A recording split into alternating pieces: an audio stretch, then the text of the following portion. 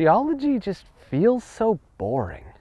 I am currently standing on the coastline of a continent that hasn't existed for hundreds of millions of years. This is one of the most geologically important places on Earth. And yet it feels so boring. I mean, come on, geology. But I'm going to put up with it. I'm going to put up with it because although this area may not look that interesting, buried beneath this rock is one of the most important stories ever told.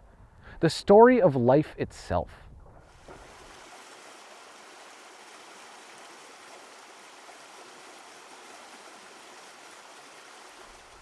I think that one of the most useless quests that we humans undertake is the search for the meaning of life. Not to say I wouldn't like to know if it was available, of course I would. It'd be great to have a cosmological reason not to make my bed in the morning. But I don't think we're going to find one. Or at the very least, not one that's satisfactory. Because of that, I suspect that we'll be searching for that meaning for the rest of time. There's just something about humans that's so comical that even when we know an answer to be true, deep down, we don't really want to believe it. Which brings me to these rocks. If there's one thing that's constant in this universe, it's change. 700 million years ago, this world would have been unrecognizable.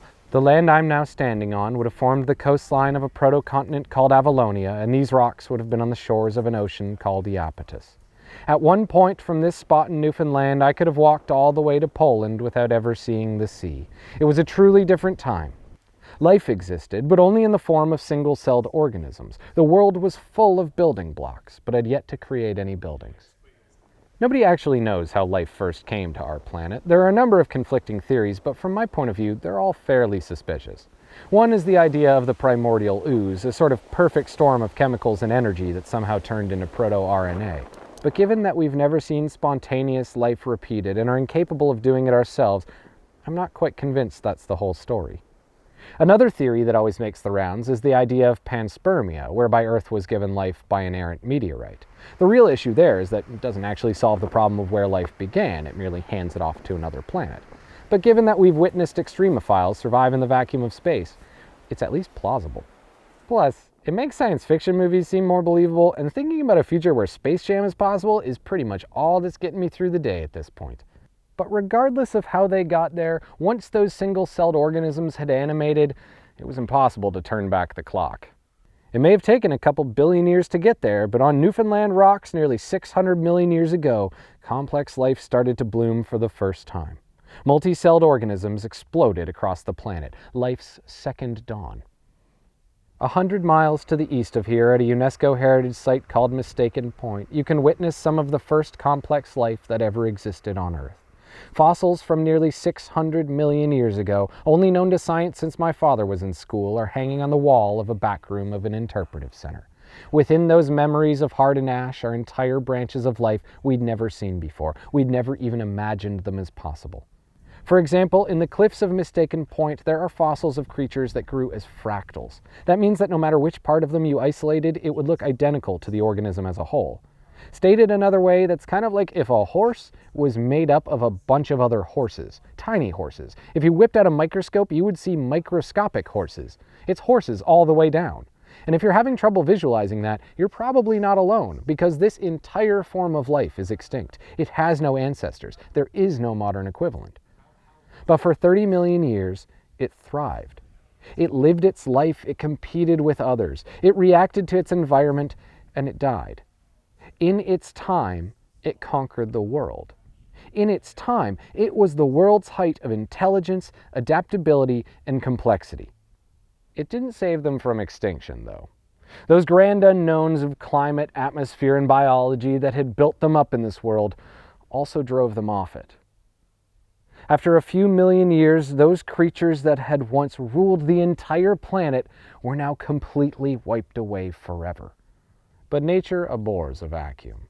It didn't take long before something came to claim that fractaled throne. If the Avalonian expansion was a test run, the Cambrian expansion was the real deal. On these rocks below my feet, 541 million years ago, the first forms of life that we'd still recognize began to emerge.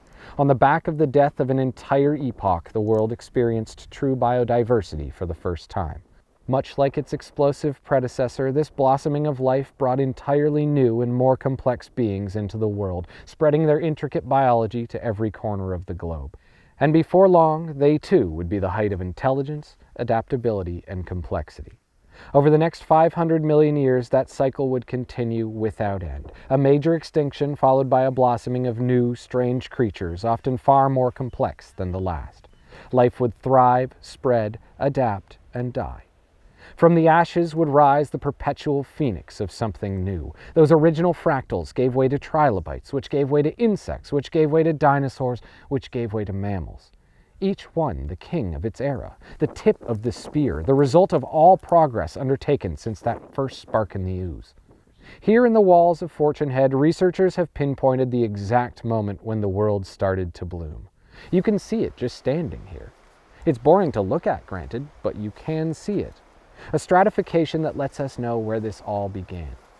In these rocks are the graves of regents we never encountered, staring back up at us as if to remind us of what we are. For the last few 100,000 years, we've been king. Our species has blossomed to every corner of the earth. We're the most complex life that has ever existed, the tip of the spear. Shifts in climate, biology, and atmosphere have brought us to these heights, and no doubt shifts in the same will destroy us. We are in our time, and when we're gone, we'll be remembered with our own rocks. There is no meaning to life, at least none that will ever satisfy us. None of us will ever find it, because our purpose here isn't to know the meaning, it's just to live, to thrive, and eventually to go extinct. If these rocks are any indication, something else will always come to take our place, something better, something more complex, and maybe it will be able to figure out the reason we're all here. But I wouldn't bet on it. So to those of you who are looking for meaning and coming up empty, don't stress. You are the peak of existence. You are the most intelligent, adaptive, complex being that has ever been. So just be that. Be yourself. It's all the universe really wants from you anyway. This is Rare Earth.